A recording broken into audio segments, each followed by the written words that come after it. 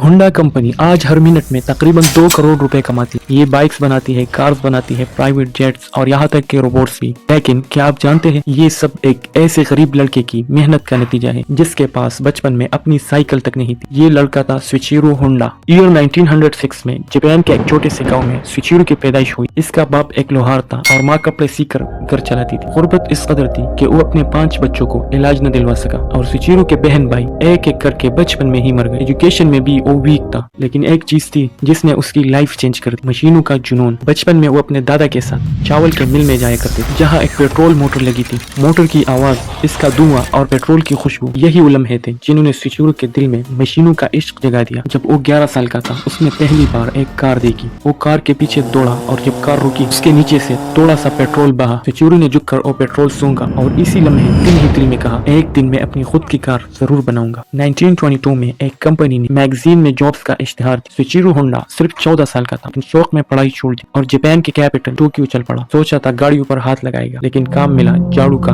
और बच्चों की देखभाल का। महीने गुजर गए और गाड़ियों की छूने तक की इजाजत न मिली। वो हार मानने ही वाला था, लेकिन घर जाने की हिम्मत नहीं थी। फिर 1923 में जापान में एक अर्थक्वेक आया और ज्यादातर मैकेनिक्स अपने गाँव वापस चले गए। तब गैराज के मालिक को मजबूरन सुचिरो को गाड़ियों की मुरम्मत का मौका देना, और यही इसकी जिंदगी का टर्निंग पॉइंट था। वो जल्द ही बेहतरीन मैकेनिक बन गया और रेसिंग कार्स बनाने लगे। 1924 के जापानीज मोटर कार चैंपियनशिप में उसकी कार ने फर्स्ट पोजीशन हासिल की। रेसिंग का शौक बढ़ गया, लेकिन किस्मत ने एक और टर्न दिया। 1936 में रेस के दौरान उसकी कार एक्सीडेंट हुई, हाथ टूट गया, कंधा उतर गया, चेहरा जख्मी और डॉक्टरों ने कहा अब रेसिंग खत्म। 18 मंथ्स के इलाज के बाद उसने रिकवर किया और नया फैसला लिया कि अब वो ऑटो पार्ट्स बनाएगा। 1937 में उसने तुकाई सिकाई कंपनी बनाई और पेस्टन रिंग्स बनाने शुरू किए, बट वो नाकाम रहा। सारी सेविंग्स खत्म हो गई, यहाँ तक कि वाइफ के जेवर भी बेचने पड़े। अब आखिरकार उसने मेटलर्जी की पढ़ाई की। सीखने के बाद 1937 में आखिरकार एक कामयाब पेस्टन रिंग बनाया। इसके बाद टोयोटा और नेवी को सप्लाई शुरू की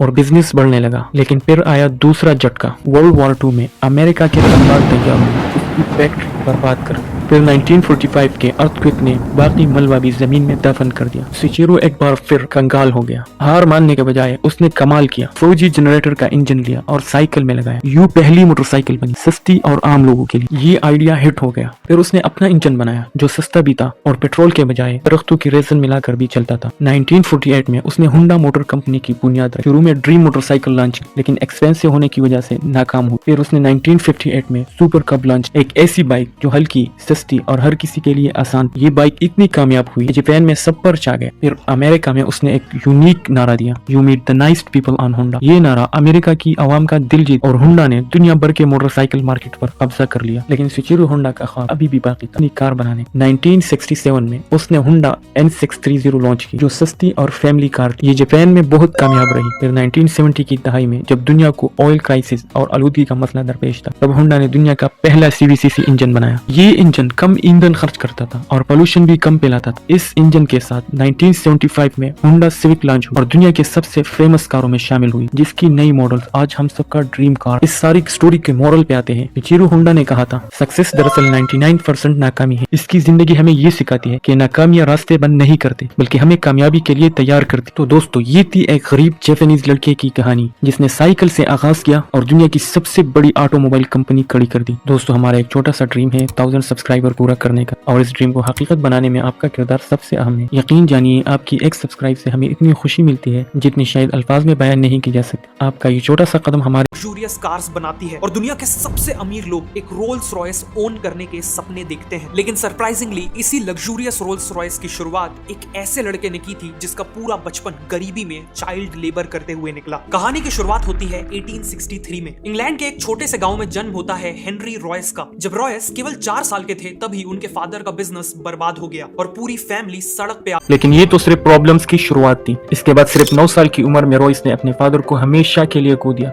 जिसकी वजह से उनके मदर को मेड का काम करना पड़ा और रॉयस न्यूज़पेपर डिलीवरी करने लगे। अब तक रॉयस का फ्यूचर डार्कनेस से भरा हुआ था, लेकिन 14 साल की उम्र में उनकी लाइफ में एक टर्निंग पॉइंट आया। उनकी एक आंट ने हेनरी में पोटेंशियल देखा वो ग्रेट नॉर्दर्न रेलवे कंपनी में गई और वहाँ 20 पाउंड पर एनम देके रॉयस को एज एन अप्रेंटिस ज्वाइन करवाया। अगले 3 सालों में रॉयस ने दिन रात एक कर दी, दर्जनों बुक्स पढ़ के और फैक्ट्री में प्रैक्टिकली काम करके कारपेंटरी, मैथ्स और सबसे इम्पोर्टेंट इलेक्ट्रॉनिक्स का काम। 17 साल की उम्र में वो एक फुली कैपेबल मैकेनिक बन चुके थे। 21 साल की एज आते तक वो मैक्सिम वेस्टर्न नाम की कंपनी में एज ए इंजीनियर काम कर रहे थे, लेकिन फाइनेंशियल डिफिकल्टीज की वजह से ये कंपनी बंद होने वाली थी। ऐसे में रॉयस के पास कई और कंपनीज में जॉब लेने का ऑप्शन था, लेकिन उन्होंने अपनी खुद की इलेक्ट्रिकल इंजीनियरिंग कंपनी खोलने का फैसला लिया। उन्होंने अपनी 20 पाउंड की सेविंग यूज और मैनचेस्टर में एक छोटे से ऑफिस स्पेस से शुरुआत की, FH रॉयस एंड कंपनी। उन्होंने अपने एक दोस्त अर्नेस्ट क्लेरमोंट को भी एज अ पार्टनर ज्वाइन करा ली। इनिशियली सर्वाइव करने के लिए रॉयस को जो भी काम मिला उन्होंने किया, जैसे सीविंग मशीन रिपेयर करना, इलेक्ट्रिकल फिटिंग करना वगैरह। लेकिन फिर रॉयस ने देखा कि टाइम के साथ साथ इलेक्ट्रिकल फिटिंग्स और लाइटिंग्स की डिमांड बहुत बढ़ती जा रही है। इसीलिए उन्होंने आर्क लैंप्स, बल्ब होल्डर्स और इलेक्ट्रॉनिक डोरबेल की मैन्युफैक्चरिंग का ईयर 1900 तक कंपनी की सेल्स 20,000 पाउंड क्रॉस कर गई। 38 की एज में रॉयस की एक फैमिली थी और वो एक बहुत बड़ी फैक्ट्री बिल्ड करने का प्लान कर रहे। सब कुछ अच्छा चल रहा था कि तभी कहानी में एक ट्विस्ट आता। 1901 में जर्मन और अमेरिकन कंपनीज ने ब्रिटिश इलेक्ट्रॉनिक्स मार्केट में एंट्री ले ली।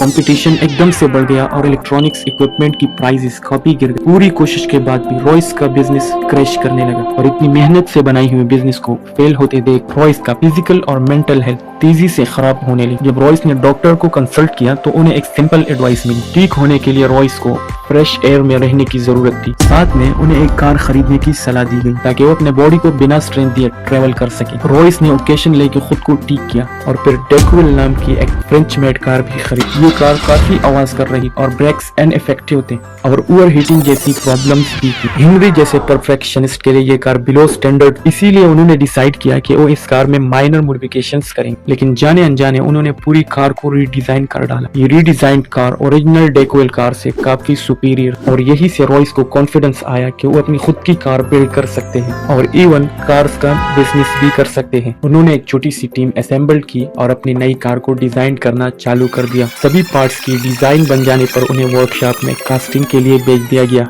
इवेंचुअली रॉयस के 10 हॉर्स पावर और 2 सिलेंडर्स वाली एक कार शेप लेने लगी और ऑलमोस्ट हर एस्पेक्ट जैसे quietness, lightness, durability and reliability में ये कार हर मौजूदा कार से बेटर। 1 अप्रैल 1904 को इसे सबसे पहले रोड टेस्ट किया गया। रॉयस ने 2 और कार्स बनवाई सेम मॉडल की, उन्हें टेस्ट कर करके इम्प्रूव करने लगे। अब उन्होंने वर्ल्ड क्लास कार तो बना ली थी, लेकिन वो अकेले ही इन कार्स को पूरी दुनिया तक पहुंचाने के कैपेबल नहीं थे। और ऐसे में एंट्री होती है कहानी के दूसरे हीरो की। रॉयस एक एग्जीबिशन में अपने कार को प्रेजेंट कर रहे और इसी दौरान इन्हीं कार्स पे चार्ल्स रोल्स की नजर पड़ी। चार्ल्स रोल्स एक पैशनेट मोटरिस्ट थे और सुपीरियर कार्स का सक्सेसफुल बिजनेस कर रहे थे। रोल्स ऑलरेडी एक लग्जरी ब्रिटिश कार मेकर को ढूंढ रहे, इसीलिए उन्होंने रॉयस से मुलाकात की और कार को क्लोजली देखा और रॉयस से इतना इम्प्रेस्ड हुए कि बाद में उन्होंने अपने एक बिजनेस पार्टनर से कहा कि उन्होंने वर्ल्ड के ग्रेटेस्ट इंजीनियर को ढूंढ लिया है। अगले 3 महीनों में इन कार्स को बेचने के लिए चार्ल्स रोल्स और हेनरी रॉयस एक जॉइंट वेंचर स्टार्ट करने का एग्रीमेंट करते और इस जॉइंट वेंचर से बिकने वाले कार्स का नाम होने वाला था